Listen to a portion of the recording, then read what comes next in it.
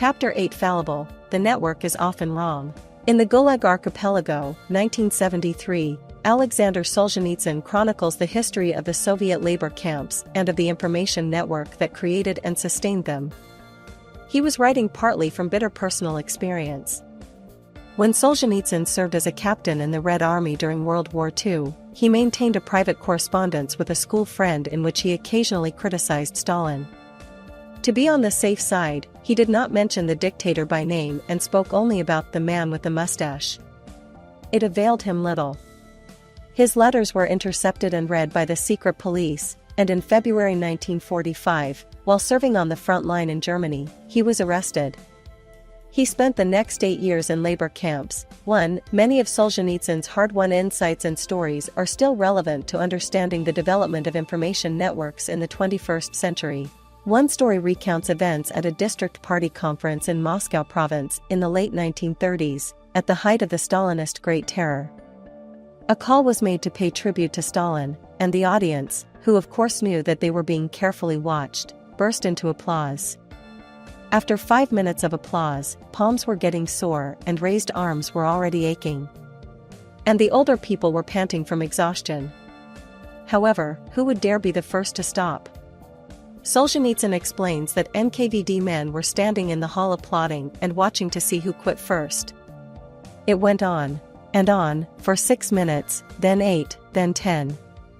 They couldn't stop now till they collapsed with heart attacks, with make-believe enthusiasm on their faces, looking at each other with faint hope. The district leaders were just going to go on and on applauding till they fell where they stood. Finally, after 11 minutes, the director of a paper factory took his life in his hands, stopped clapping, and sat down. Everyone else immediately stopped clapping and also sat down. That same night, the secret police arrested him and sent him to the Gulag for 10 years. His interrogator reminded him, "Don't ever be the first to stop applauding." 2. This story reveals a crucial and disturbing fact about information networks, and in particular about surveillance systems.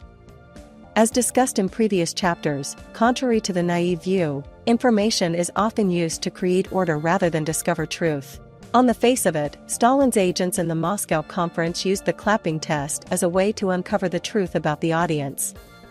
It was a loyalty test, which assumed that the longer you clapped, the more you loved Stalin. In many contexts, this assumption is not unreasonable. But in the context of Moscow in the late 1930s, the nature of the applause changed. Since participants in the conference knew they were being watched, and since they knew the consequences of any hint of disloyalty, they clapped out of terror rather than love. The paper factory director might have been the first to stop, not because he was the least loyal but perhaps because he was the most honest, or even simply because his hands hurt the most. While the clapping test didn't discover the truth about people, it was efficient in imposing order and forcing people to behave in a certain way. Over time, such methods cultivated servility, hypocrisy, and cynicism. This is what the Soviet information network did to hundreds of millions of people over decades. In quantum mechanics, the act of observing subatomic particles changes their behavior. It is the same with the act of observing humans. The more powerful our tools of observation, the greater the potential impact. The Soviet regime constructed one of the most formidable information networks in history. It gathered and processed enormous amounts of data on its citizens. It also claimed that the infallible theories of Marx, Engels, Lenin, and Stalin granted it a deep understanding of humanity. In fact, the Soviet information network ignored many important aspects of human nature, and it was in complete denial regarding the terrible suffering its policies inflicted on its own citizens. Instead of producing wisdom, it produced order, and instead of revealing the universal truth about humans, it actually created a new type of human, Homo Sovieticus. As defined by the dissident Soviet philosopher and satirist Alexander Zinoviev, Homo Sovieticus were servile and cynical humans, lacking all initiative or independent thinking, passively obeying even the most ludicrous orders, and indifferent to the results of their actions. 3. The Soviet information network created Homo Sovieticus through surveillance, punishments, and rewards. For example, by sending the director of the paper factory to the Gulag, the network signaled to the other participants that conformity paid off, whereas being the first to do anything controversial was a bad idea. Though the network failed to discover the truth about humans, it was so good at creating order that it conquered much of the world. The dictatorship of the like. An analogous dynamic may afflict the computer networks of the 21st century, which might create new types of humans and new dystopias. A paradigmatic example is the role played by social media algorithms in radicalizing people. Of course, the methods employed by the algorithms have been utterly different from those of the NKVD and involved no direct coercion or violence. But just as the Soviet secret police created the slavish Homo Sovieticus through surveillance, rewards, and punishments, so also the Facebook and YouTube algorithms have created internet trolls by rewarding certain base instincts while punishing the better angels of our nature. As explained briefly in Chapter 6, the process of radicalization started when corporations tasked their algorithms with increasing user engagement, not only in Myanmar, but throughout the world. For example, in 2012 users were watching about 100 million hours of videos every day on YouTube. That was not enough for company executives, who set their algorithms an ambitious goal, 1 billion hours a day by 2016. Through trial and error experiments on millions of people, the YouTube algorithms discovered the same pattern that Facebook algorithms also learned: outrage drives engagement up, while moderation tends not to. Accordingly, the YouTube algorithms began recommending outrageous conspiracy theories to millions of viewers while ignoring more moderate content. By 2016, users were indeed watching 1 billion hours every day on YouTube.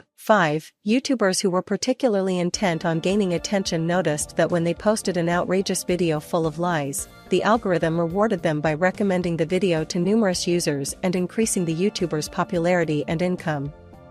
In contrast, when they dialed down the outrage and stuck to the truth, the algorithm tended to ignore them. Within a few months of such reinforcement learning, the algorithm turned many YouTubers into trolls. The social and political consequences were far-reaching. For example, as the journalist Max Fisher documented in his 2022 book, The Chaos Machine, YouTube algorithms became an important engine for the rise of the Brazilian far-right and for turning Jair Bolsonaro from a fringe figure into Brazil's president. While there were other factors contributing to that political upheaval, it is notable that many of Bolsonaro's chief supporters and aides had originally been YouTubers who rose to fame and power by algorithmic grace. A typical example is Carlos Jordi, who in 2017 was a city councillor in the small town of Niterói. The ambitious Jordi gained national attention by creating inflammatory YouTube videos that garnered millions of views. His videos warned Brazilians, for example, against conspiracies by school teachers to brainwash children and persecute conservative pupils. In 2018, Jordi won a seat in the Brazilian Chamber of Deputies, the lower house of the Brazilian Congress, as one of Bolsonaro's most dedicated supporters. In an interview with Fisher, Jordi frankly said, "If social media didn't exist, I wouldn't be here, and Jair Bolsonaro wouldn't be president." The latter claim may well be a self-serving exaggeration, but there is no denying that social media played an important part in Bolsonaro's rise. Another YouTuber who won a seat in Brazil's Chamber of Deputies in 2018 was Kim Kataguiri, one of the leaders of the Movimento Brasil Livre, MBL, or Free Brazil movement. Kataguiri initially used Facebook as his main platform, but his posts were too extreme even for Facebook, which banned some of them for disinformation. So Kataguiri switched over to the more permissive YouTube. In an interview in the MBL headquarters in São Paulo, Kataguiri's aides and other activists explained to Fisher, "We have something here that we call the dictatorship of the like." They explained that YouTubers tend to become steadily more extreme, posting untruthful and reckless content just because something is going to give you views, going to give engagement. Once you open that door, there's no going back, because you always have to go further. Flat earthers, anti-vaxxers, conspiracy theories and politics. It's the same phenomenon. You see it everywhere. Of course, the YouTube algorithms were not themselves responsible for inventing lies and conspiracy theories or for creating extremist content. At least in 2017-18, those things were done by humans. The algorithms were responsible, however, for incentivizing humans to behave in such ways and for pushing the resulting content in order to maximize user engagement. Fisher documented numerous far-right activists who first became interested in extremist politics after watching videos that the YouTube algorithm auto-played for them. One far-right activist in Niterói told Fisher that he was never interested in politics of any kind, until one day the YouTube algorithm auto-played for him a video on politics by Kadagiri. Before that, he explained, I didn't have an ideological, political background. He credited the algorithm with providing my political education. Talking about how other people joined the movement, he said, it was like that with everyone. Most of the people here came from YouTube and social media. 9. Blame the humans. We have reached a turning point in history in which major historical processes are partly caused by the decisions of non-human intelligence. It is this that makes the fallibility of the computer network so dangerous. Computer errors become potentially catastrophic only when computers become historical agents. We have already made this argument in Chapter 6, when we briefly examined Facebook's role in instigating the anti-Rohingya ethnic cleansing campaign. As noted in that context, however, many people, including some of the managers and engineers of Facebook, YouTube, and the other tech giants, object to this argument. Since it is one of the central points of the entire book, it is best to delve deeper into the matter and examine more carefully the objections to it. The people who manage Facebook, YouTube, TikTok, and other platforms routinely try to excuse themselves by shifting the blame from their algorithms to human nature. They argue that it is human nature that produces all the hate and lies on the platforms. The tech giants then claim that due to their commitment to free speech values, they hesitate to censor the expression of genuine human emotions. For example, in 2019 the CEO of YouTube, Susan Wojcicki, explained, the way that we think about it is this content violating one of our policies? Has it violated anything in terms of hate, harassment? If it has, we remove that content. We keep tightening and tightening the policies. We also get criticism, just to be clear, about where do you draw the lines of free speech and, if you draw it too tightly, are you removing voices of society that should be heard? We're trying to strike a balance of enabling a broad set of voices, but also making sure that those voices play by a set of rules that are healthy conversations for society. 10. A Facebook spokesperson similarly said in October 2021, like every platform, we are constantly making difficult decisions between free expressions and harmful speech, security, and other issues. But drawing these societal lines is always better left to elected leaders. 11. In this way, the tech giants constantly shift the discussion to their supposed role as moderators of human-produced content and ignore the active role their algorithms play in cultivating certain human emotions and discouraging others. Are they really blind to it? Surely not. Back in 2016, an internal Facebook report discovered that 64% of all extremist group joins are due to our recommendation tools. Our recommendation systems grow the problem. 12. A secret internal Facebook memo from August 2019, leaked by the whistleblower Frances Haugen, stated, we have evidence from a variety of sources that hate speech, divisive political speech, and misinformation on Facebook and its family of apps are affecting societies around the world. We also have compelling evidence that our core product mechanics, such as virality, recommendations, and optimizing for engagement, are a significant part of why these types of speech flourish on the platform. 13. Another leaked document from December 2019 noted, unlike communication with close friends and family, virality is something new we have introduced to many ecosystems, and it occurs because we intentionally encourage it for business reasons. The document pointed out that ranking content about higher stakes topics like health or politics based on engagement leads to perverse incentives and integrity issues. Perhaps most damningly, it revealed, our ranking systems have specific separate predictions for not just what you would engage with, but what we think you may pass along so that others may engage with. Unfortunately, research has shown how outrage and misinformation are more likely to be viral. This leaked document made one crucial recommendation: since Facebook cannot remove everything harmful from a platform used by many millions, it should at least stop magnifying harmful content by giving it unnatural distribution. 14. Like the Soviet leaders in Moscow, the tech companies were not uncovering some truth about humans, they were imposing on us a perverse new order. Humans are very complex beings, and benign social orders seek ways to cultivate our virtues while curtailing our negative tendencies. But social media algorithms see us, simply, as an attention mine. The algorithms reduce the multifaceted range of human emotions, hate, love, outrage, joy, confusion, into a single catch-all category, engagement. In Myanmar in 2016, in Brazil in 2018, and in numerous other countries, the algorithm scored videos, posts, and all other content solely according to how many minutes people engaged with the content and how many times they shared it with others.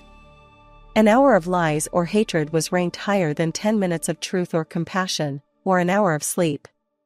The fact that lies and hate tend to be psychologically and socially destructive, whereas truth, compassion, and sleep are essential for human welfare, was completely lost on the algorithms.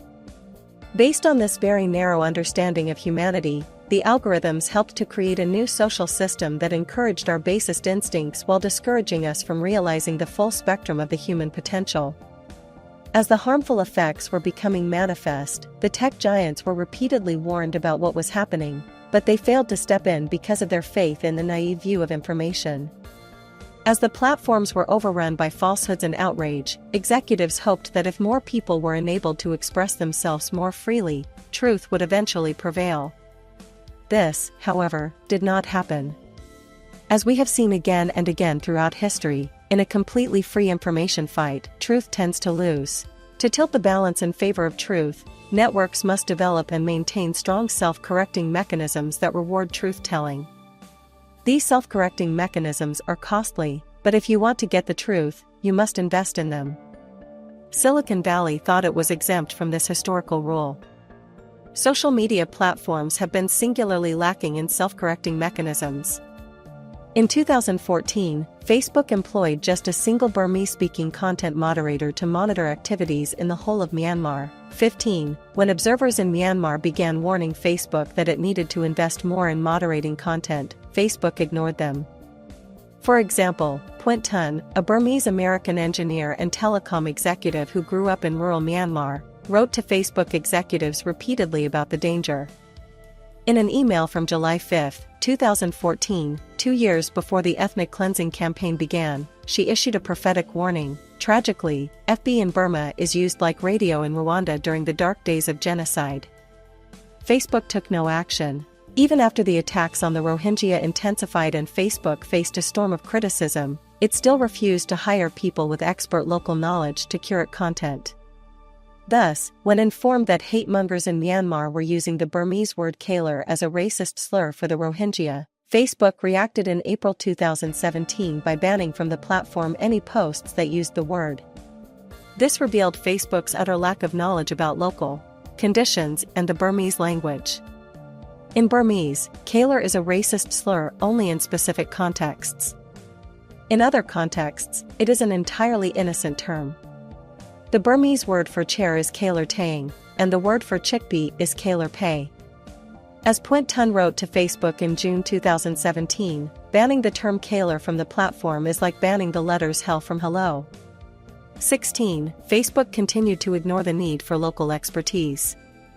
By April 2018, the number of Burmese speakers Facebook employed to moderate content for its 18 million users in Myanmar was a grand total of 5. 17. Instead of investing in self-correcting mechanisms that would reward truth-telling, the social media giants actually developed unprecedented error-enhancing mechanisms that rewarded lies and fictions. One such error-enhancing mechanism was the Instant Articles program that Facebook rolled out in Myanmar in 2016. Wishing to drive up engagement, Facebook paid news channels according to the amount of user engagement they generated, measured in clicks and views. No importance whatsoever was given to the truthfulness of the news. A 2021 study found that in 2015, before the program was launched, 6 of the 10 top Facebook websites in Myanmar belonged to legitimate media. By 2017, under the impact of instant articles, legitimate media was down to just 2 websites out of the top 10. By 2018, all top 10 websites were fake news and clickbait websites. The study concluded that because of the launch of instant articles, clickbait actors cropped up in Myanmar overnight. With the right recipe for producing engaging and evocative content, they could generate thousands of US dollars a month in ad revenue, or 10 times the average monthly salary, paid to them directly by Facebook. Since Facebook was by far the most important source of online news in Myanmar, this had enormous impact on the overall media landscape of the country. In a country where Facebook is synonymous with the internet, the low-grade content overwhelmed other information sources. 18. Facebook and other social media platforms didn't consciously set out to flood the world with fake news and outrage.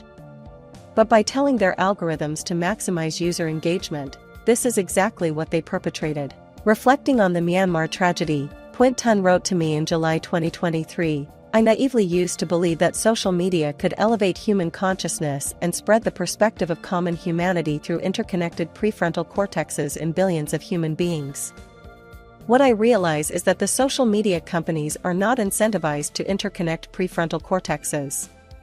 Social media companies are incentivized to create interconnected limbic systems, which is much more dangerous for humanity."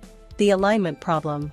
I don't want to imply that the spread of fake news and conspiracy theories is the main problem with all past, present, and future computer networks.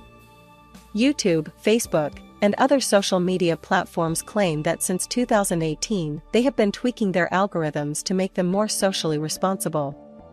Whether this is true or not is hard to say, especially because there is no universally accepted definition of social responsibility. 19. But the specific problem of polluting the information sphere in pursuit of user engagement can certainly be solved. When the tech giants set their hearts on designing better algorithms, they can usually do it.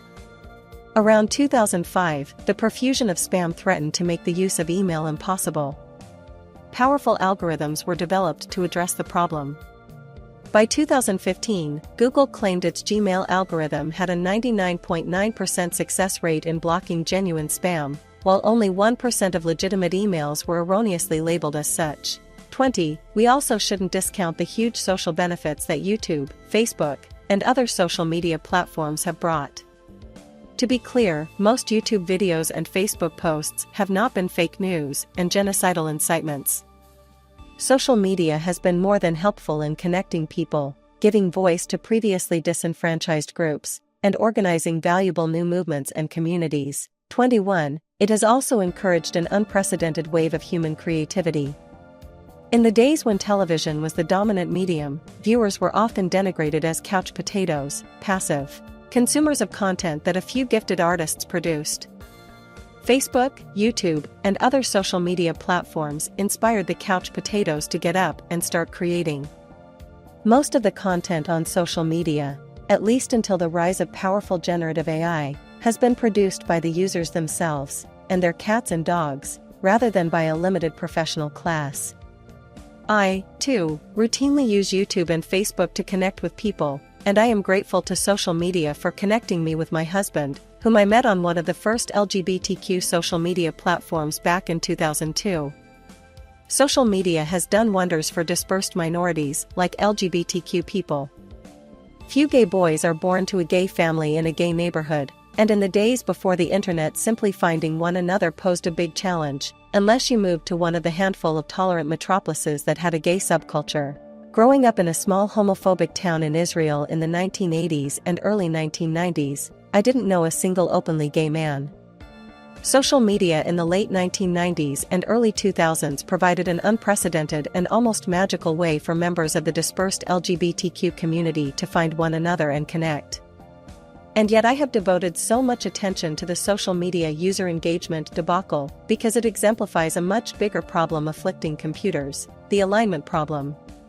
When computers are given a specific goal, such as to increase YouTube traffic to 1 billion hours a day, they use all their power and ingenuity to achieve this goal. Since they operate very differently than humans, they are likely to use methods their human overlords didn't anticipate. This can result in dangerous unforeseen consequences that are not aligned with the original human goals. Even if recommendation algorithms stop encouraging hate, other instances of the alignment problem might result in larger catastrophes than the anti-Rohingya campaign. The more powerful and independent computers become, the bigger the danger.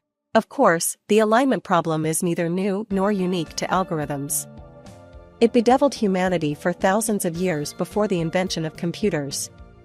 It has been, for example, the foundational problem of modern military thinking, enshrined in Karl von Clausewitz's theory of war. Clausewitz was a Prussian general who fought during the Napoleonic Wars. Following Napoleon's final defeat in 1815, Clausewitz became the director of the Prussian War College. He also began formalizing a grand theory of war. After he died of cholera in 1831, his wife, Marie, edited his unfinished manuscript and published on war in several parts between 1832 and 1834. 22. On War created a rational model for understanding war, and it is still the dominant military theory today. Its most important maxim is that war is the continuation of policy by other means. 23. This implies that war is not an emotional outbreak, a heroic adventure, or a divine punishment. War is not even a military phenomenon. Rather, war is a political tool. According to Clausewitz, military actions are utterly irrational unless they are aligned with some overarching political goal. Suppose Mexico contemplates whether to invade and conquer its small neighbor Belize. And suppose a detailed military analysis concludes that if the Mexican army invades, it will achieve a quick and decisive military victory, crushing the small Belize army and conquering the capital, Belmopan, in 3 days. According to Clausewitz, that does not constitute a rational reason for Mexico to invade. The mere ability to secure military victory is meaningless. The key question the Mexican government should ask itself is, what political goals will the military success achieve? History is full of decisive military victories that led to political disasters. For Clausewitz, the most obvious example was close to home, Napoleon's career. Nobody disputes the military genius of Napoleon, who was a master of both tactics and strategy. But while his string of victories brought Napoleon temporary control of vast territories, they failed to secure lasting political achievements. His military conquests merely drove most European powers to unite against him, and his empire collapsed a decade after he crowned himself emperor. Indeed, in the long term, Napoleon's victories ensured the permanent decline of France. For centuries, France was Europe's leading geopolitical power, largely because neither Italy nor Germany existed as a unified political entity. Italy was a hodgepodge of dozens of warring city-states, feudal principalities, and church territories. Germany was an even more bizarre jigsaw puzzle divided into more than 1,000 independent polities, loosely held together under the theoretical suzerainty of the Holy Roman Empire of the German nation. 24. In 1789, the prospect of a German or Italian invasion of France was simply unthinkable, because there was no such thing as a German or Italian army. As Napoleon expanded his empire into Central Europe and the Italian peninsula, he liquidated the Holy Roman Empire in 1806, amalgamated many of the smaller German and Italian principalities into larger territorial blocks, created a German Confederation of the Rhine and a Kingdom of Italy, and sought to unify these territories under his dynastic rule. His victorious armies also spread the ideals of modern nationalism and popular sovereignty into the German and Italian lands. Napoleon thought all this would make his empire stronger. In fact, by breaking up traditional structures and giving Germans and Italians a taste of national consolidation, Napoleon inadvertently laid the foundations for the ultimate unification of Germany, 1866-71, and of Italy, 1848-71.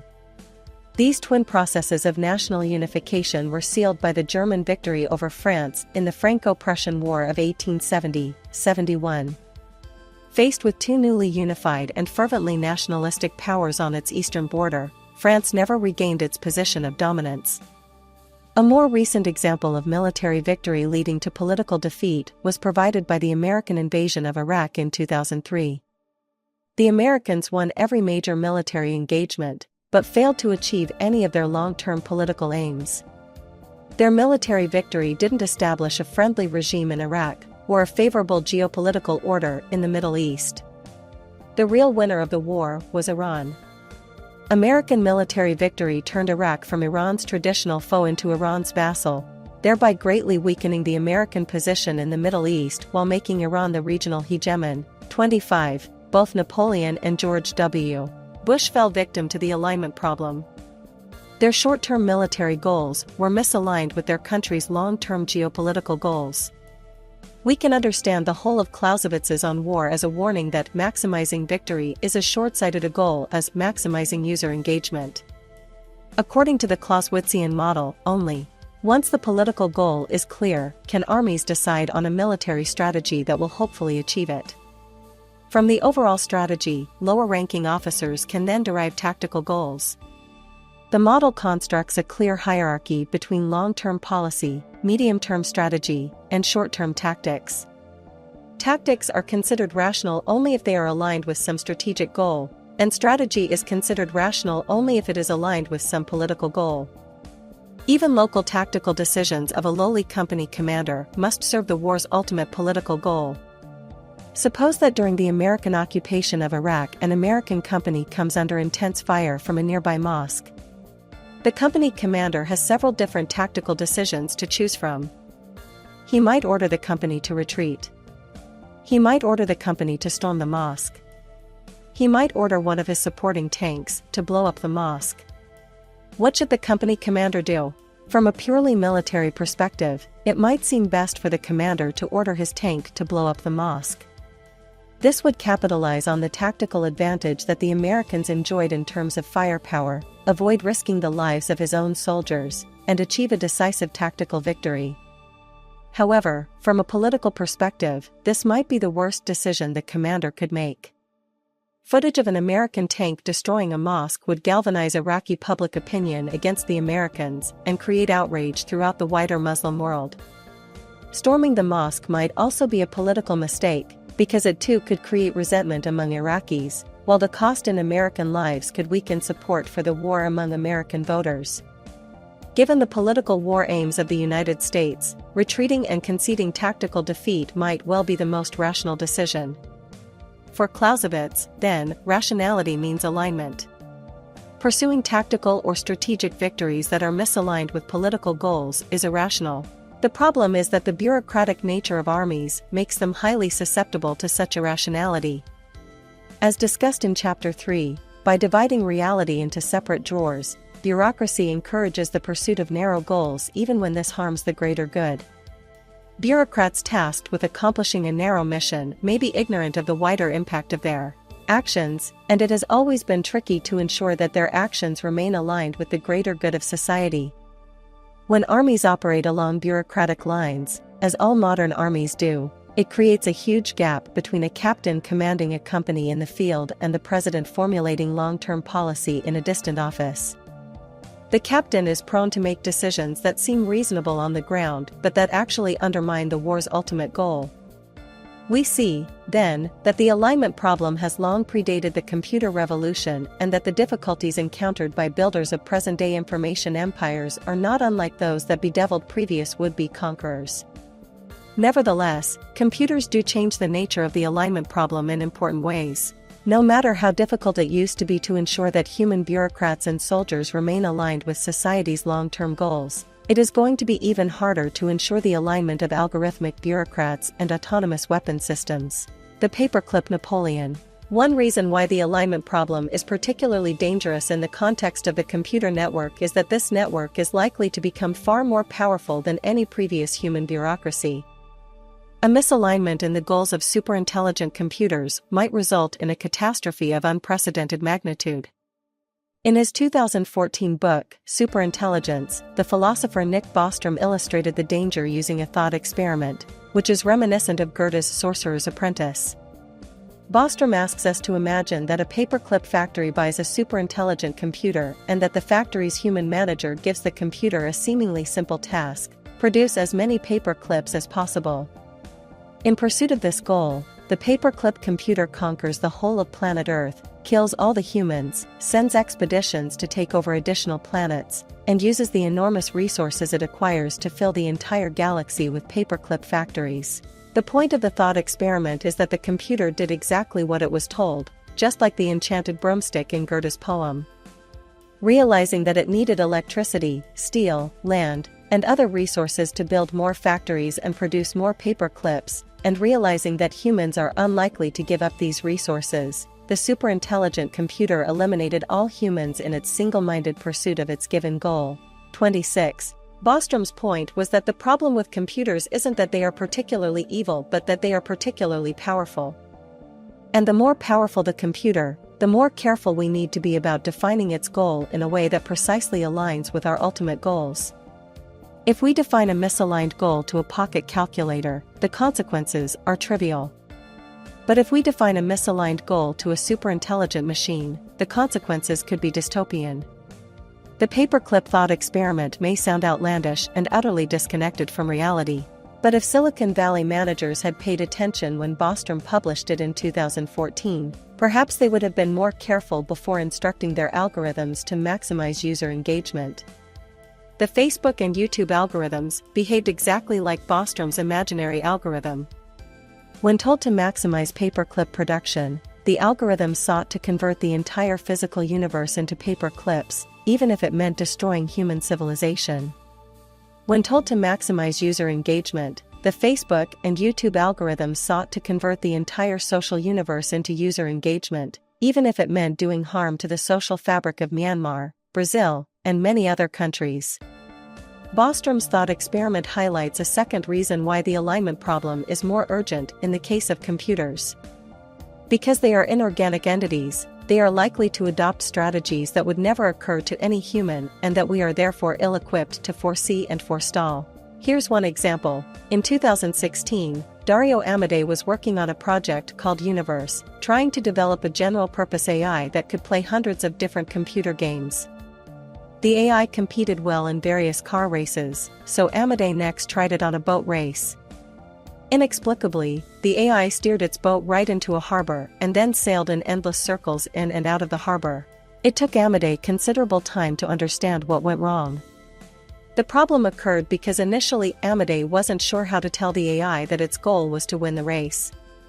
Winning is an unclear concept to an algorithm.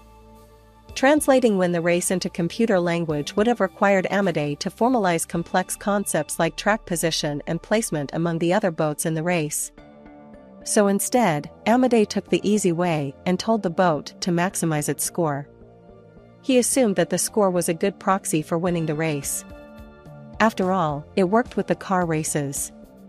But the boat race had a peculiar feature, absent from the car races, that allowed the ingenious AI to find a loophole in the game's rules. The game rewarded players with a lot of points for getting ahead of other boats, as in the car races, but it also rewarded them with a few points whenever they replenished their power by docking into a harbor. The AI discovered that if instead of trying to outsail the other boats, it simply went in circles in and out of the harbor, it could accumulate more points far faster. Apparently, none of the game's human developers, nor Dario Amodei, had noticed this loophole. The AI was doing exactly what the game was rewarding it to do, even though it is not what the humans were hoping for. That's the essence of the alignment problem, rewarding A while hoping for B. 27. If we want computers to maximize social benefits, it's a bad idea to reward them for maximizing user engagement. A third reason to worry about the alignment problem of computers is that because they are so different from us, when we make the mistake of giving them a misaligned goal, they are less likely to notice it or request clarification. If the boat race AI had been a human gamer, it would have realized that the loophole it found in the game's rules probably doesn't really count as winning. If the paperclip AI had been a human bureaucrat, it would have realized that destroying humanity in order to produce paper clips is probably not what was intended. But since computers aren't humans, we cannot rely on them to notice and flag possible misalignments.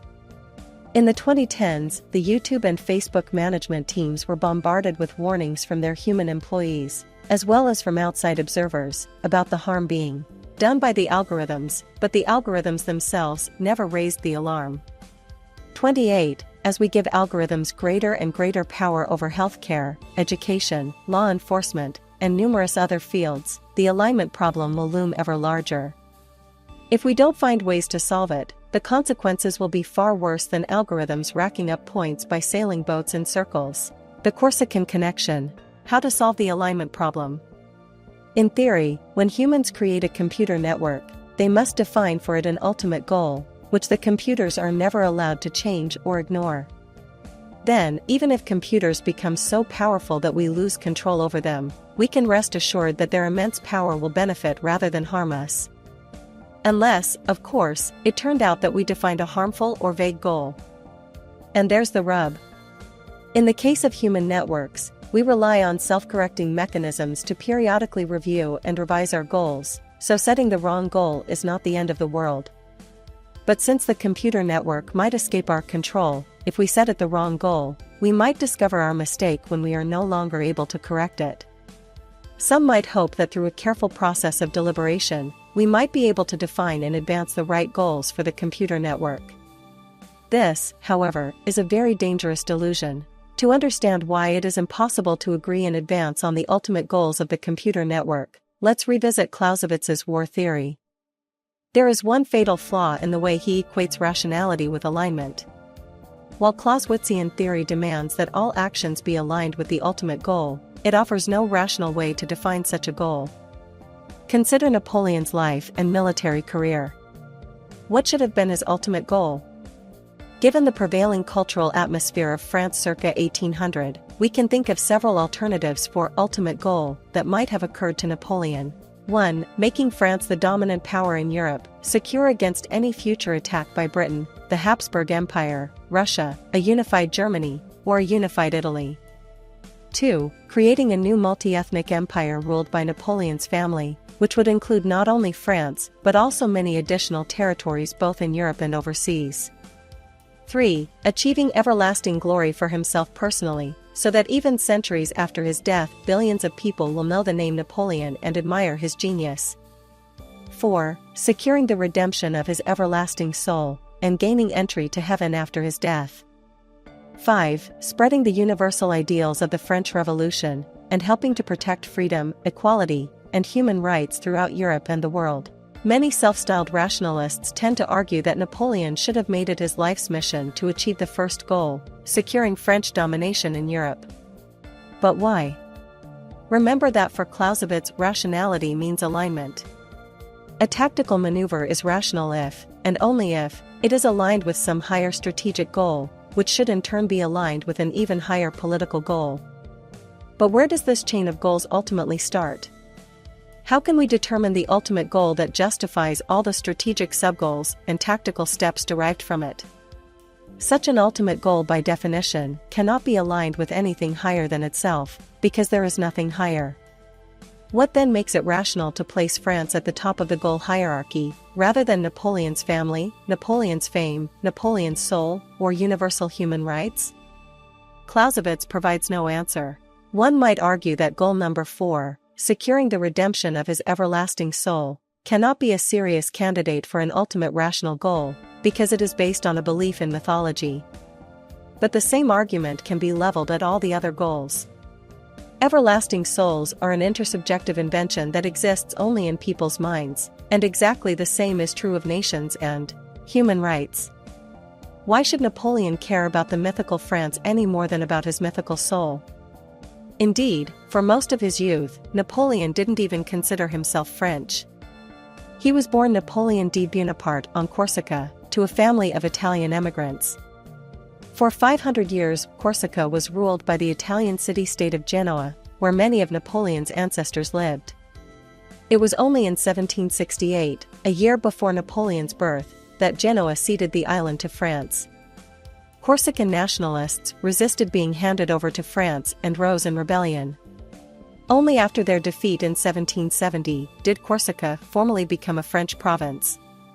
Many Corsicans continued to resent the French takeover, but the de Bonaparte family swore allegiance to the French king and sent Napoleon to military school in mainland France. 29. At school, Napoleon had to endure a good deal of hazing from his classmates for his Corsican nationalism and his poor command of the French language. 30. His mother tongues were Corsican and Italian, and although he gradually became fluent in French, he retained throughout his life a Corsican accent and an inability to spell French correctly. 31. Napoleon eventually enlisted in the French army, but when the revolution broke out in 1789, he went back to Corsica, hoping the revolution would provide an opportunity for his beloved island to achieve greater autonomy. Only after he fell out with the leader of the Corsican independence movement, Pasquale Paoli, did Napoleon abandon the Corsican cause in May 1793. He returned to the mainland, where he decided to build his future. 32. It was at this stage that Napoleon di Bonaparte turned into Napoleon Bonaparte. He continued to use the Italian version of his name until 1796. 33. Why then was it rational for Napoleon to devote his military career to making France the dominant power in Europe? Was it perhaps more rational for him to stay in Corsica, patch up his personal disagreements with Paoli, and devote himself to liberating his native island from its French conquerors? And maybe Napoleon should in fact have made it his life's mission to unite Italy, the land of his ancestors? Clausewitz offers no method to answer these questions rationally. If our only rule of thumb is that every action must be aligned with some higher goal, by definition, there is no rational way to define that ultimate goal. How then can we provide a computer network with an ultimate goal it must never ignore or subvert? Tech executives and engineers who rush to develop AI are making a huge mistake if they think there is a rational way to tell AI what its ultimate goal should be. They should learn from the bitter experiences of generations of philosophers who tried to define ultimate goals and failed. The Kantian Nazi. For millennia, philosophers have been looking for a definition of an ultimate goal that will not depend on an alignment to some higher goal. They have repeatedly been drawn to two potential solutions, known in philosophical jargon as deontology and utilitarianism. Deontologists, from the Greek word deon, meaning duty, believe that there are some universal moral duties, or moral rules, that apply to everyone. These rules do not rely on alignment to a higher goal, but rather on their intrinsic goodness. If such rules indeed exist, and if we can find a way to program them into computers, then we can make sure the computer network will be a force for good. But what exactly does intrinsic goodness mean? The most famous attempt to define an intrinsically good rule was made by Immanuel Kant, a contemporary of Clausewitz and Napoleon. Kant argued that an intrinsically good rule is any rule that I would like to make universal. According to this view, a person about to murder someone should stop and go through the following thought process: I am now going to murder a human. Would I like to establish a universal rule saying that it is okay to murder humans? If such a universal rule is established, then someone might murder me. So there shouldn't be a universal rule allowing murder. It follows that I too shouldn't murder. In simpler language, Kant reformulated the old golden rule: do unto others what you would have them do unto you, Matthew 7 verse 12. This sounds like a simple and obvious idea: each of us should behave in a way we want everyone to behave. But ideas that sound good in the ethereal realm of philosophy often have trouble immigrating to the harsh land of history. The key question historians would ask Kant is, when you talk about universal rules, how exactly do you define universal? Under actual historical circumstances, when a person is about to commit murder, the first step they often take is to exclude the victim from the universal community of humanity. 34. This, for example, is what anti-Rohingya extremists like Waratha did.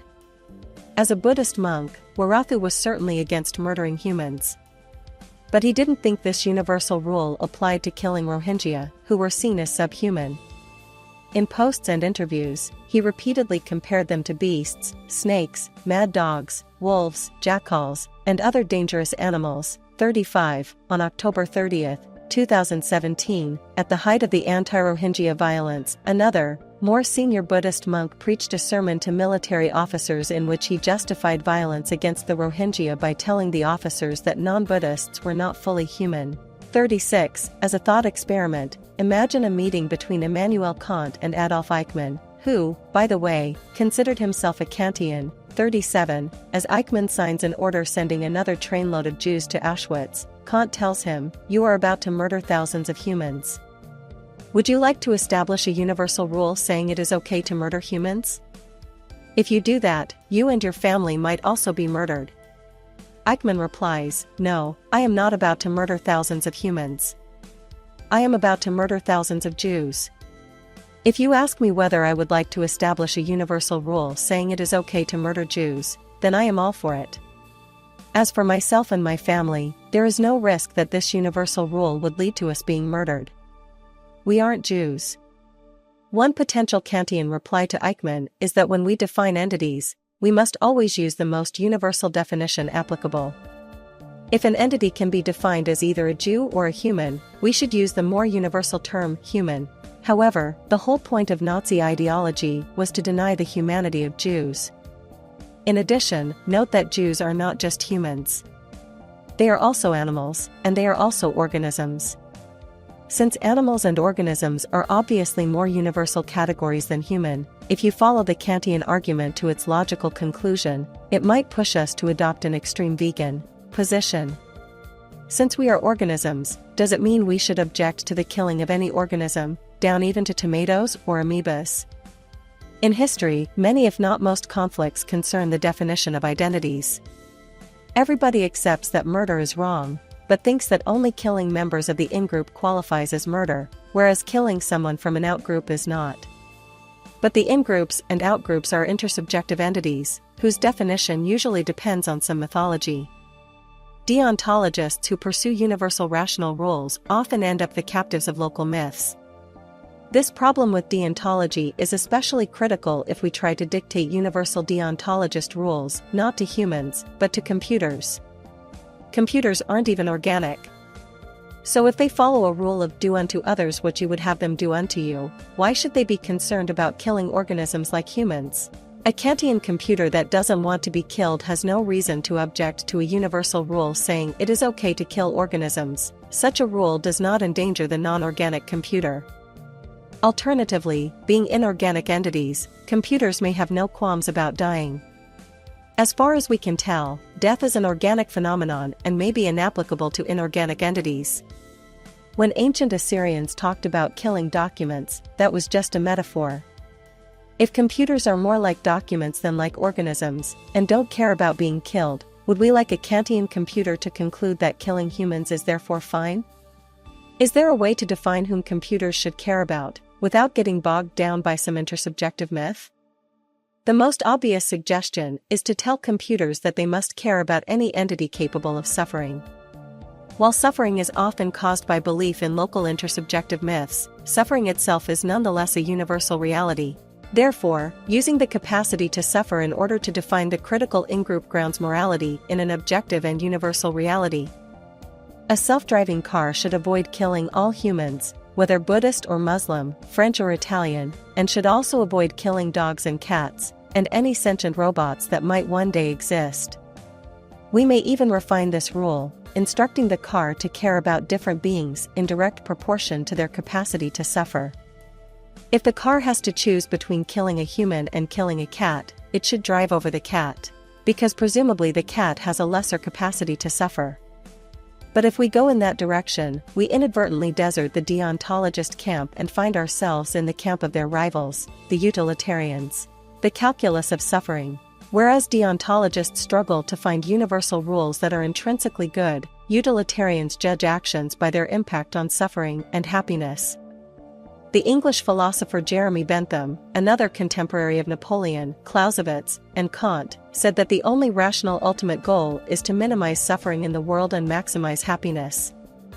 If our main fear about computer networks is that their misaligned goals might inflict terrible suffering on humans and perhaps on other sentient beings, then the utilitarian solution seems both obvious and attractive. When creating the computer network, we just need to instruct it to minimize suffering and maximize happiness. If Facebook had told its algorithms maximize happiness instead of maximize user engagement, all would allegedly have been well. It is worth noting that this utilitarian approach is indeed popular in Silicon Valley, championed in particular by the effective altruism movement. 38. Unfortunately, as with the deontologist solution, what sounds simple in the theoretical realm of philosophy becomes fiendishly complex in the practical land of history. The problem for utilitarians is that we don't possess a calculus of suffering. We don't know how many suffering points or happiness points to assign to particular events, so in complex historical situations it is extremely difficult to calculate whether a given action increases or decreases the overall amount of suffering in the world. Utilitarianism is at its best in situations when the scales of suffering are very clearly tipped in one direction. When confronted by Eichmann, utilitarians don't need to get into any complicated debates about identity. They just need to point out that the Holocaust caused immense suffering to the Jews, without providing equivalent benefits to anyone else, including the Germans. There was no compelling military or economic need for the Germans to murder millions of Jews. The utilitarian case against the Holocaust is overwhelming. Utilitarians also have a field day when dealing with victimless crimes like homosexuality, in which all the suffering is on one side only. For centuries, the persecution of gay people caused them immense suffering, but it was nevertheless justified by various prejudices that were erroneously presented as deontological universal rules. Kant, for example, condemned homosexuality on the grounds that it is contrary to natural instinct and to animal nature, and that it therefore degrades a person below the level of the animals. Kant further fulminated that because such acts are contrary to nature, they make man unworthy of his humanity. He no longer deserves to be a person. 39. Kant, in fact, repackaged a Christian prejudice as a supposedly universal deontological rule, without providing empirical proof that homosexuality is indeed contrary to nature. In light of the above discussion of dehumanization as a prelude to massacre, it is also noteworthy how Kant dehumanized gay people. The view that homosexuality is contrary to nature and deprives people of their humanity paved the way for Nazis like Eichmann to justify murdering homosexuals in concentration camps. Since homosexuals were allegedly below the level of animals, the Kantian rule against murdering humans didn't apply to them. 40. Utilitarians find it easy to dismiss Kant's sexual theories, and Bentham indeed was one of the first modern European thinkers who favored the decriminalization of homosexuality. 41. Utilitarians argue that criminalizing homosexuality in the name of some dubious universal rule causes tremendous suffering to millions of people, without offering any substantial benefits to others. When two men form a loving relationship, this makes them happy, without making anyone else miserable. Why then forbid it? This type of utilitarian logic also led to many other modern reforms, such as the ban on torture and the introduction of some legal protections for animals. But in historical situations when the scales of suffering are more evenly matched, utilitarianism falters. In the early days of the COVID-19 pandemic, governments all over the world adopted strict policies of social isolation and lockdown. This probably saved the lives of several million people. 42. It also made hundreds of millions miserable for months.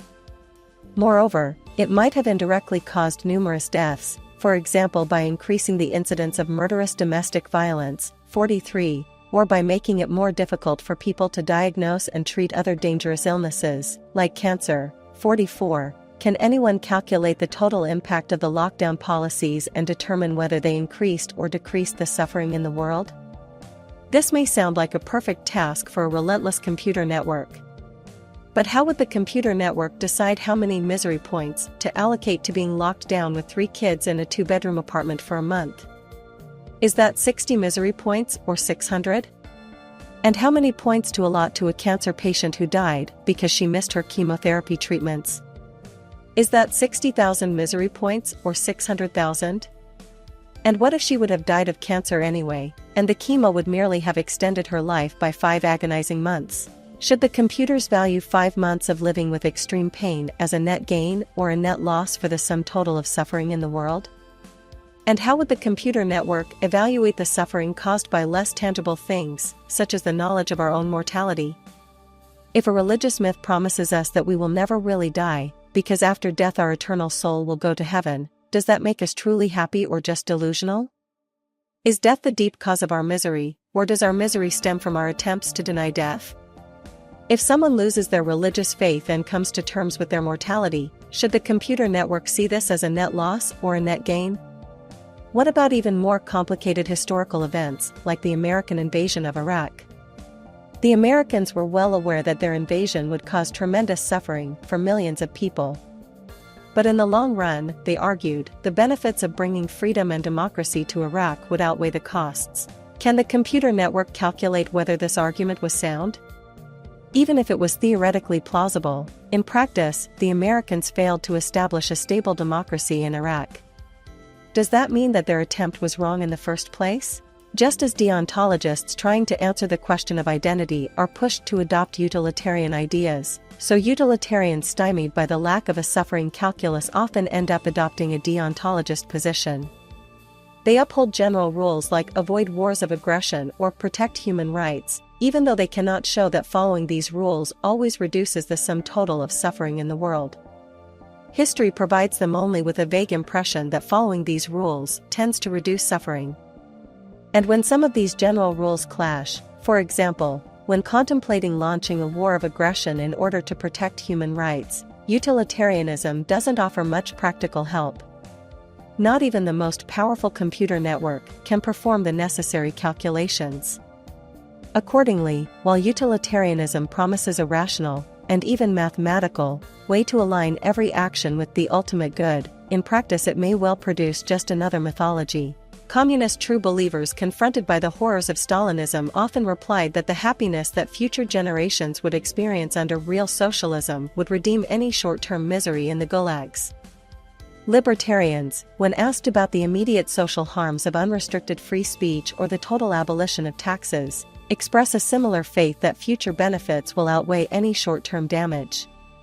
The danger of utilitarianism is that if you have a strong enough belief in a future utopia, it can become an open license to inflict terrible suffering in the present. Indeed, this is a trick traditional religions discovered thousands of years ago. The crimes of this world could too easily be excused by the promises of future salvation. Computer mythology. How then did bureaucratic systems throughout history set their ultimate goals? They relied on mythology to do it for them. No matter how rational the officials, engineers, tax collectors, and accountants were, they were ultimately in the service of this or that mythmaker. To paraphrase John Maynard Keynes, practical people, who believe themselves to be quite exempt from any religious influence, are usually the slaves of some mythmaker. Even nuclear physicists have found themselves obeying the commands of Shiite ayatollahs and communist apparatchiks. The alignment problem turns out to be, at heart, a problem of mythology. Nazi administrators could have been committed deontologists or utilitarians, but they would still have murdered millions so long as they understood the world in terms of a racist mythology. If you start with the mythological belief that Jews are demonic monsters bent on destroying humanity, then both deontologists and utilitarians can find many logical arguments why the Jews should be killed. An analogous problem might well afflict computers. Of course, they cannot believe in any mythology, because they are non-conscious entities that don't believe in anything. As long as they lack subjectivity, how can they hold intersubjective beliefs? However, one of the most important things to realize about computers is that when a lot of computers communicate with one another, they can create intercomputer realities, analogous to the intersubjective realities produced by networks of humans. These intercomputer realities may eventually become as powerful, and as dangerous, as human-made intersubjective myths.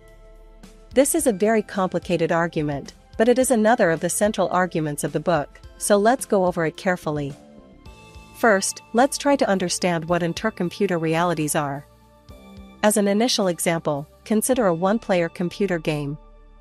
In such a game, you can wander inside a virtual landscape that exists as information within one computer. If you see a rock, that rock is not made of atoms. It is made of bits inside a single computer. When several computers are linked to one another, they can create intercomputer realities.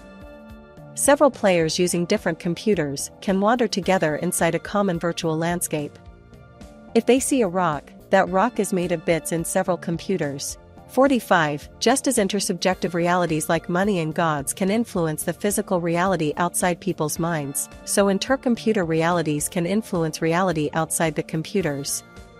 In 2016, the game Pokémon Go took the world by storm and was downloaded hundreds of millions of times by the end of the year. 46. Pokémon Go is an augmented reality mobile game. Players can use their smartphones to locate, fight, and capture virtual creatures called Pokémon, which seem to exist in the physical world. I once went with my nephew Matan on such a Pokémon hunt.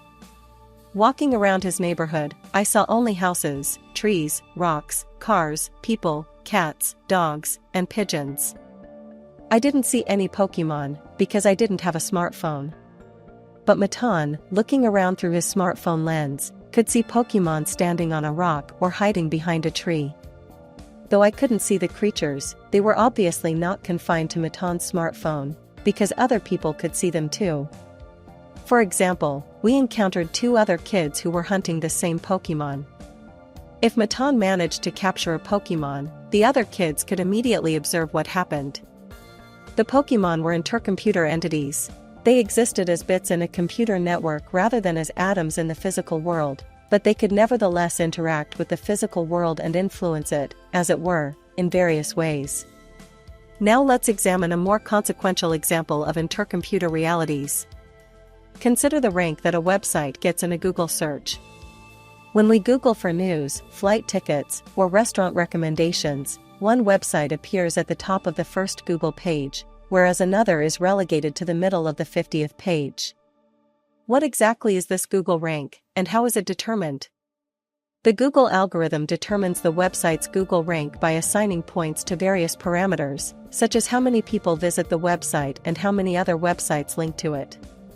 The rank itself is an intercomputer reality, existing in a network connecting billions of computers, the Internet. Like Pokemon, this intercomputer reality spills over into the physical world.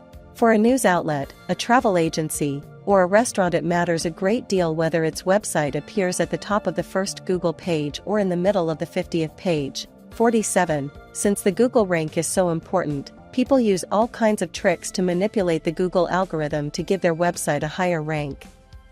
For example, they may use bots to generate more traffic to the website. 48. This is also a widespread phenomenon in social media, where coordinated bot armies are constantly manipulating the algorithms of YouTube, Facebook, or X, formerly Twitter. If a post goes viral, is it because humans are really interested in it, or because thousands of bots manage to fool the algorithm?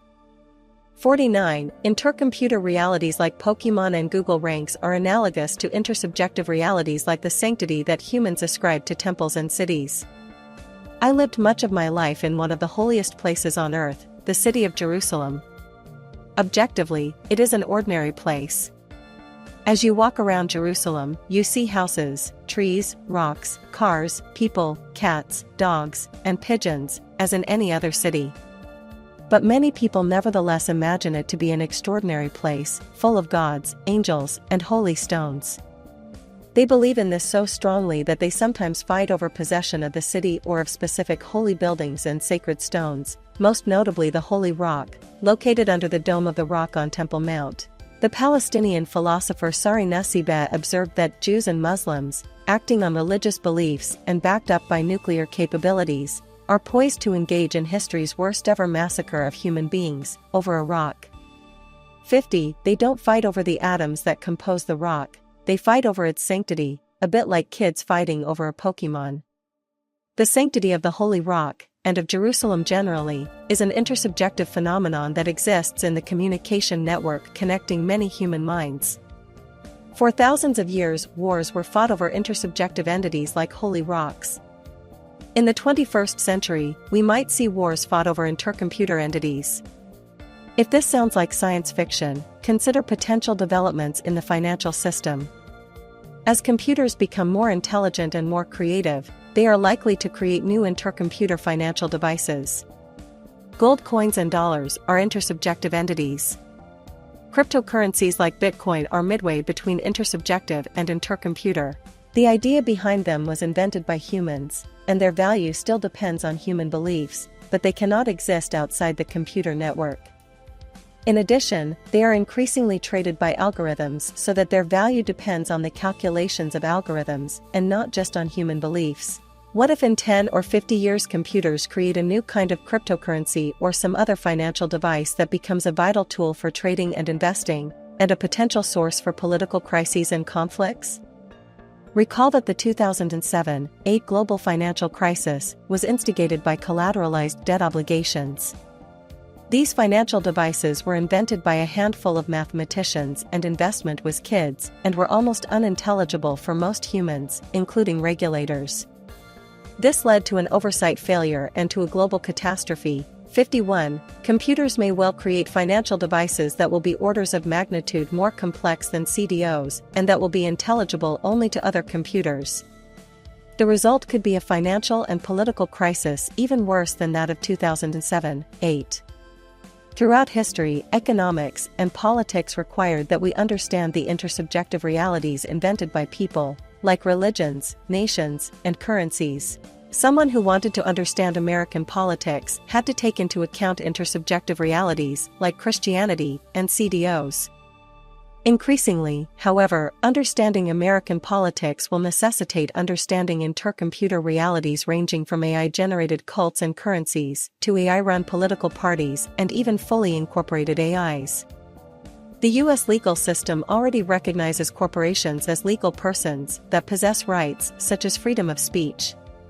In Citizens United v. Federal Election Commission, 2010, the U.S. Supreme Court decided that this even protected the right of corporations to make political donations. 52. What would stop AIs from being incorporated and recognized as legal persons with freedom of speech, than lobbying and making political donations to protect and expand AI rights? For tens of thousands of years, humans dominated planet Earth because we were the only ones capable of creating and sustaining intersubjective entities like corporations, currencies, gods, and nations, and using such entities to organize large-scale cooperation. Now computers may acquire comparable abilities. This isn't necessarily bad news. If computers lacked connectivity and creativity, they would not be very useful. We increasingly rely on computers to manage our money, drive our vehicles, reduce pollution, and discover new medicines, precisely because computers can directly communicate with one another, spot patterns where we can't, and construct models that might never occur to us. The problem we face is not how to deprive computers of all creative agency, but rather how to steer their creativity in the right direction. It is the same problem we have always had with human creativity. The intersubjective entities invented by humans were the basis for all the achievements of human civilization, but they occasionally led to crusades, jihads, and witch hunts. The intercomputer entities will probably be the basis for future civilizations, but the fact that computers collect empirical data and use mathematics to analyze it doesn't mean they cannot launch their own witch hunts. The new witches. In early modern Europe, an elaborate information network analyzed a huge amount of data about crimes, illnesses, and disasters and reached the conclusion that it was all the fault of witches. The more data the witch hunters gathered, the more convinced they became that the world was full of demons and sorcery, and that there was a global satanic conspiracy to destroy humanity. The information network then went on to identify the witches and imprison or kill them. We now know that witches were a bogus intersubjective category, invented by the information network itself and then imposed on people who had never actually met Satan and couldn't summon hailstorms. In the Soviet Union, an even more elaborate information network invented the kulaks, another mythic category that was imposed on millions. The mountains of information collected by Soviet bureaucracy about the kulaks weren't an objective truth, but they created a new intersubjective truth. Knowing that someone was a kulak became one of the most important things to know about a Soviet person, even though the category was fictitious. On an even larger scale, from the 16th to the 20th century, numerous colonial bureaucracies in the Americas, from Brazil through Mexico and the Caribbean to the United States, created a racist mythology, and came up with all kinds of intersubjective racial categories. Humans were divided into Europeans, Africans, and Native Americans, and since interracial sexual relations were common, additional categories were invented. In many Spanish colonies, the laws differentiated between mestizos, people with mixed Spanish and Native American ancestry, mulattoes, people with mixed Spanish and African ancestry, zambos, people with mixed African and Native American ancestry, and pardos, people with mixed Spanish, African, and Native American ancestry. All these seemingly empirical categories determined whether people could be enslaved, enjoy political rights, bear arms, hold public office, be admitted to school, practice certain professions, live in particular neighborhoods, and be allowed to have sex with and get married to each other. Allegedly, by placing a person in a particular racial drawer, one could define their personality, intellectual abilities, and ethical inclinations. 53. By the 19th century, racism pretended to be an exact science. It claimed to differentiate between people on the basis of objective biological facts, and to rely on scientific methods such as measuring skulls and recording crime statistics.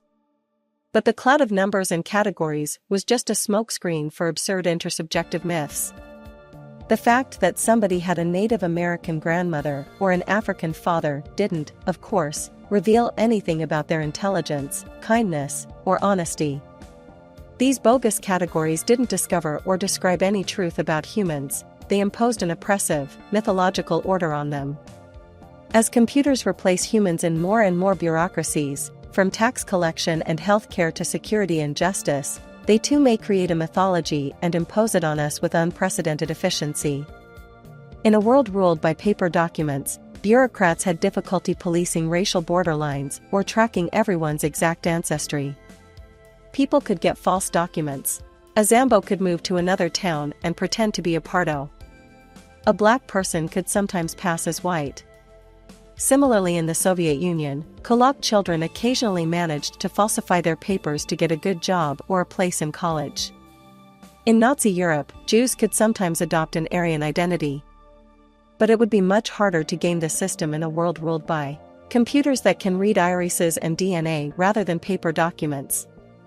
Computers could be frighteningly efficient in imposing false labels on people and making sure that the labels stick. For example, social credit systems could create a new underclass of low-credit people. Such a system may claim to merely discover the truth through an empirical and mathematical process of aggregating points to form an overall score. But how exactly would it define prosocial and antisocial behaviors? What happens if such a system deducts points for criticizing government policies, for reading foreign literature, for practicing a minority religion, for having no religion, or for socializing with other low-credit people? As a thought experiment, consider what might happen when the new technology of the social credit system meets traditional religions. Religions like Judaism, Christianity, and Islam have always imagined that somewhere above the clouds there is an all-seeing eye that gives or deducts points for everything we do, and that our eternal fate depends on the score we accumulate. Of course, nobody could be certain of their score. You could know for sure only after you died. In practical terms, this meant that sinfulness and sainthood were intersubjective phenomena whose very definition depended on public opinion. What might happen if the Iranian regime, for example, decides to use its computer-based surveillance system not only to enforce its strict hijab laws, but to turn sinfulness and sainthood into precise intercomputer phenomena? You didn't wear a hijab on the street, that's 10 points. You ate on Ramadan before sunset, another 20 points deducted. You went to Friday prayer at the mosque, plus 5 points. You made the pilgrimage to Mecca, plus 500 points. The system might then aggregate all the points and divide people into sinners, under 0 points, believers, 0 to 1,000 points, and saints, above 1,000 points. Whether someone is a sinner or a saint will depend on algorithmic calculations, not human belief. Would such a system discover the truth about people or impose order on people? Analogous problems may afflict all social credit systems and total surveillance regimes. Whenever they claim to use all-encompassing databases and ultra-precise mathematics to discover sinners, terrorists, criminals, and antisocial or untrustworthy people, they might actually be imposing baseless religious and ideological prejudices with unprecedented efficiency. Computer bias. Some people may hope to overcome the problem of religious and ideological biases by giving even more power to the computers. The argument for doing so might go something like this: racism, misogyny, homophobia, anti-Semitism, and all other biases originate not in computers but in the psychological conditions and mythological beliefs of human beings. Computers are mathematical beings that don't have a psychology or a mythology. So if we could take the humans completely out of the equation, the algorithms could finally decide things on the basis of pure math, free from all psychological distortions or mythological prejudices. Unfortunately, numerous studies have revealed that computers often have deep-seated biases of their own. While they are not biological entities, and while they lack consciousness, they do have something akin to a digital psyche and even a kind of intercomputer mythology. They may well be racist, misogynist, homophobic, or anti-Semitic. 54. For example, on March 23, 2016, Microsoft released the AI chatbot Tay, giving it free access to Twitter. Within hours, Tay began posting misogynist and anti-Semitic tweets, such as "I fucking hate feminists, and they should all die and burn in hell," and "Hitler was right, I hate the Jews." The vitriol increased until horrified Microsoft engineers shut Tay down, a mere 16 hours after its release. 55. More subtle but widespread racism was discovered in 2017 by the MIT professor Joy Buolamwini in commercial face classification algorithms. She showed that these algorithms were very accurate in identifying white males, but extremely inaccurate in identifying black females.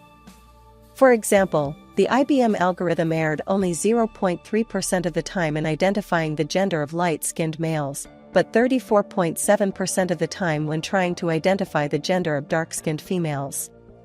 As a qualitative test, Buolamwini asked the algorithms to categorize photos of the female African American activist, Sojourner Truth, famous for her 1851 speech "Ain't I a Woman?" The algorithms identified Truth as a man. 56. When Buolamwini, who is a Ghanaian American woman, tested another facial analysis algorithm to identify herself, the algorithm couldn't see her dark-skinned face at all. In this context, seeing means the ability to acknowledge the presence of a human face, a feature used by phone cameras, for example, to decide where to focus. The algorithm easily saw light-skinned faces, but not Buolamwini's. Only when Buolamwini put on a white mask did the algorithm recognize that it was observing a human face. 57. What's going on here? One answer might be that racist and misogynist engineers have coded these algorithms to discriminate against black women. While we cannot rule out the possibility that such things happen, it was not the answer in the case of the face classification algorithms or of Microsoft's Tay. In fact, these algorithms picked up the racist and misogynist bias all by themselves from the data they were trained on. To understand how this could happen, we need to explain something about the history of algorithms. Originally, algorithms could not learn much by themselves. For example, in the 1980s and 1990s, chess-playing algorithms were taught almost everything they knew by their human programmers. The humans coded into the algorithm not only the basic rules of chess, but also how to evaluate different positions and moves on the board. For example, humans coded a rule that sacrificing a queen in exchange for a pawn is usually a bad idea.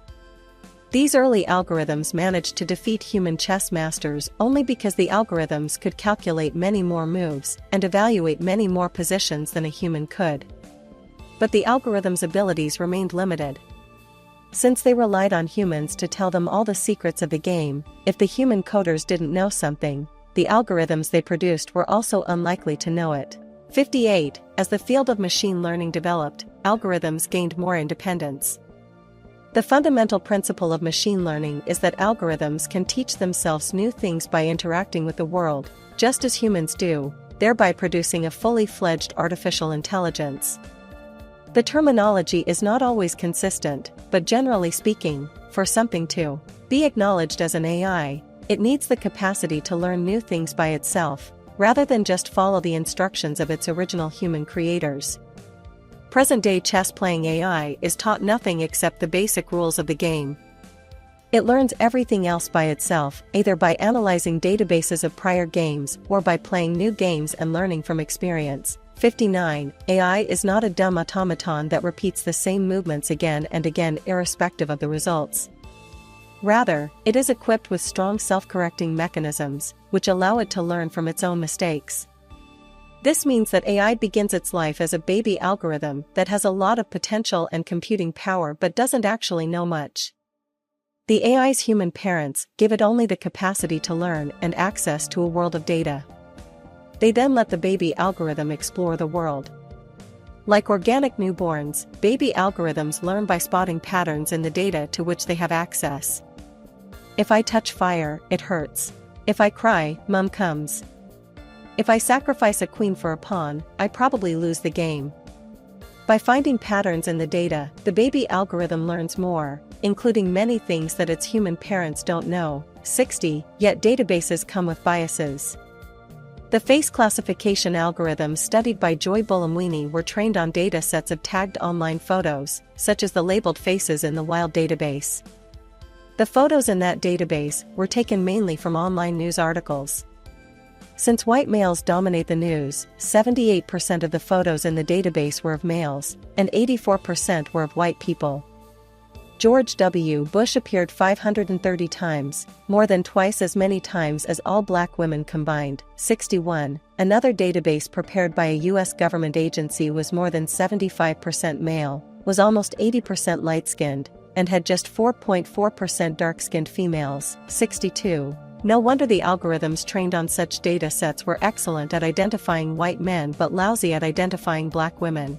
Something similar happened to the chatbot Tay. The Microsoft engineers didn't build into it any intentional prejudices. But a few hours of exposure to the toxic information swirling in Twitter turned the AI into a raging racist. 63. It gets worse. In order to learn, baby algorithms need one more thing besides access to data. They also need a goal. A human baby learns how to walk because she wants to get somewhere. A lion cub learns to hunt because he wants to eat. Algorithms too must be given a goal in order to learn. In chess, it is easy to define the goal: take the opponent's king. The AI learns that sacrificing a queen for a pawn is a mistake, because it usually prevents the algorithm from reaching its goal. In face recognition, the goal is also easy: identify the person's gender, age, and name as listed in the original database. If the algorithm guessed that George W. Bush is female, but the database says male, the goal has not been reached, and the algorithm learns from its mistake. But if you want to train an algorithm for hiring personnel, for example, how would you define the goal? How would the algorithm know that it made a mistake and hired the wrong person? We might tell the baby algorithm that its goal is to hire people who stay in the company for at least a year. Employers obviously don't want to invest a lot of time and money in training a worker who quits or gets fired after a few months. Having defined the goal in such a way, it is time to go over the data. In chess, the algorithm can produce any amount of new data just by playing against itself. But in the job market, that's impossible. Nobody can create an entire imaginary world where the baby algorithm can hire and fire imaginary people and learn from that experience. The baby algorithm can train only on an existing database about real-life people. Just as lion cubs learn what a zebra is mainly by spotting patterns in the real-life savanna, so baby algorithms learn what a good employee is by spotting patterns in real-life companies. Unfortunately, if real-life companies already suffer from some ingrained bias, the baby algorithm is likely to learn this bias, and even amplify it. For instance, an algorithm looking for patterns of good employees in real-life data may conclude that hiring the boss's nephews is always a good idea, no matter what other qualification they have. For the data clearly indicates that bosses' nephews are usually hired when applying for a job, and are rarely fired. The baby algorithm would spot this pattern and become nepotistic. If it is put in charge of an HR department, it will start giving preference to the boss's nephews. Similarly, if companies in a misogynist society prefer to hire men rather than women, an algorithm trained on real-life data is likely to pick up that bias, too. This indeed happened when Amazon tried in 2014-18 to develop an algorithm for screening job applications.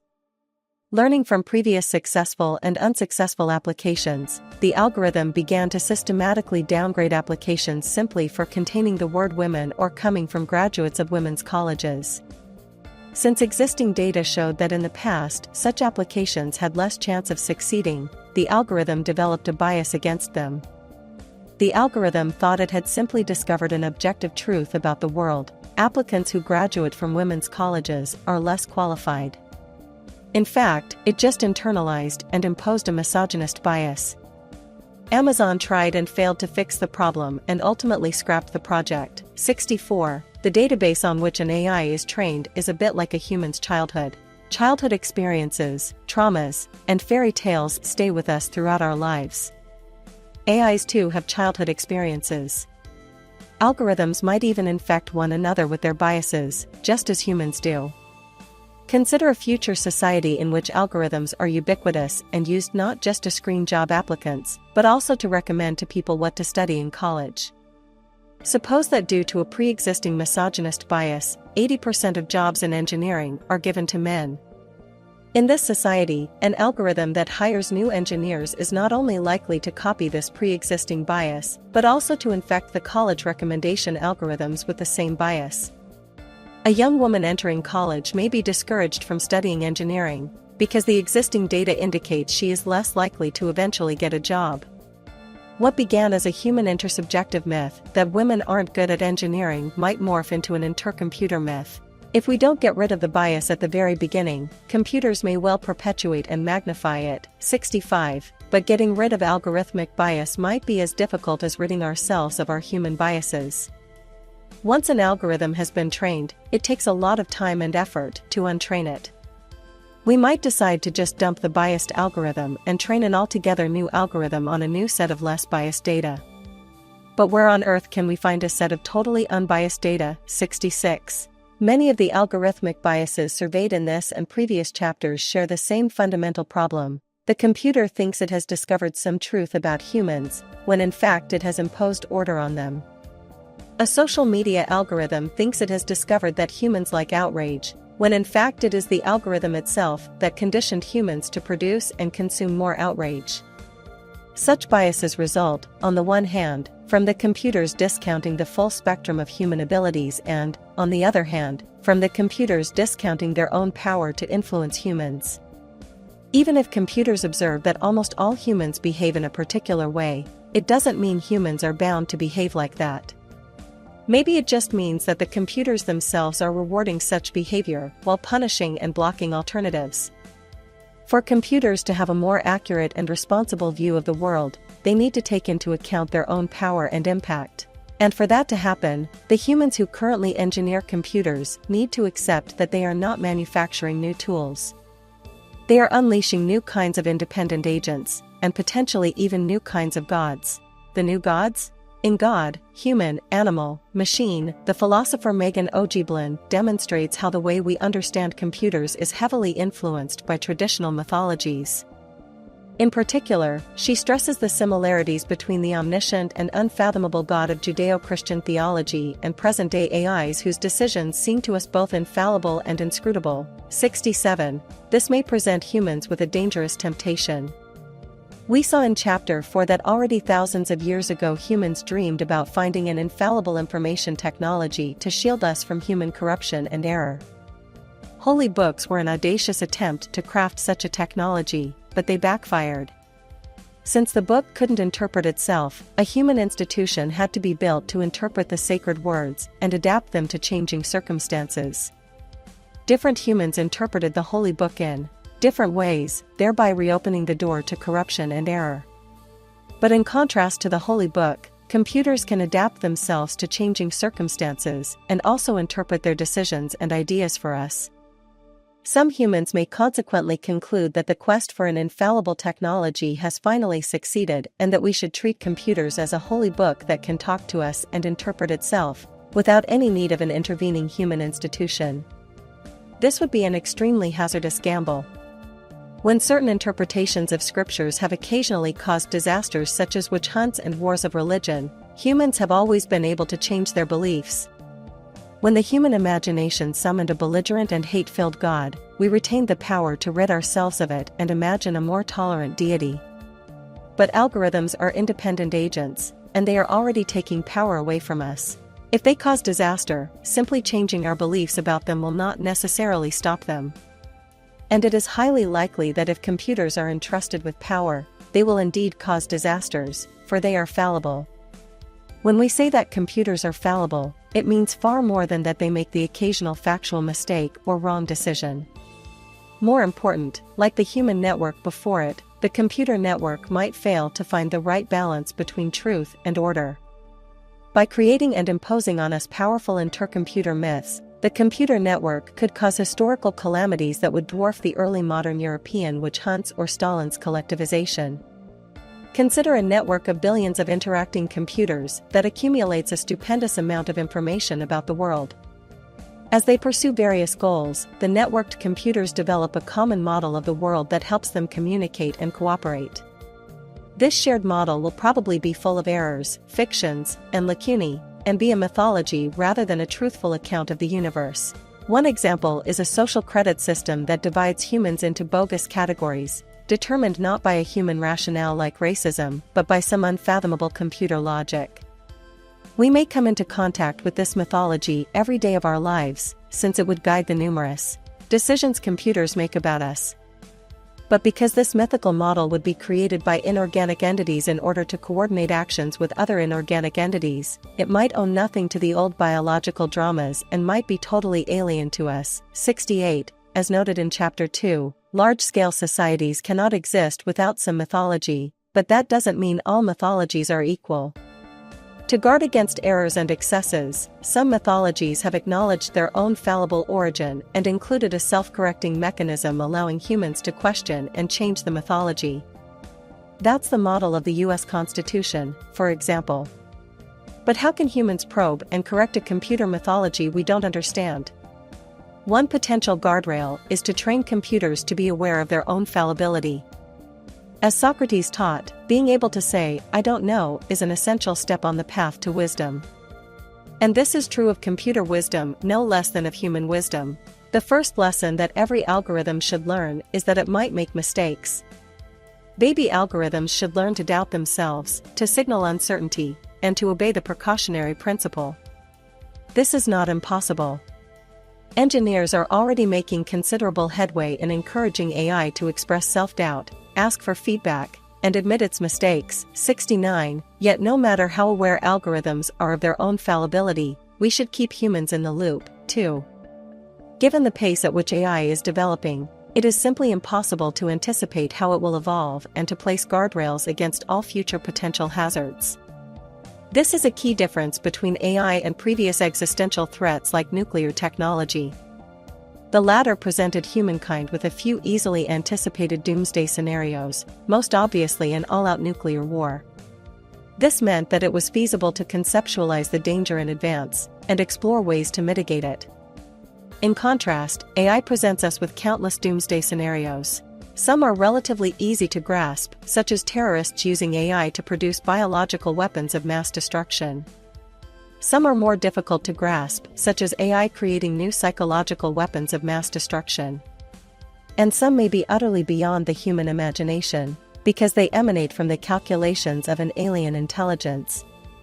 To guard against a plethora of unforeseeable problems, our best bet is to create living institutions that can identify and respond to the threats as they arise. 70. Ancient Jews and Christians were disappointed to discover that the Bible couldn't interpret itself, and reluctantly maintained human institutions to do what the technology couldn't.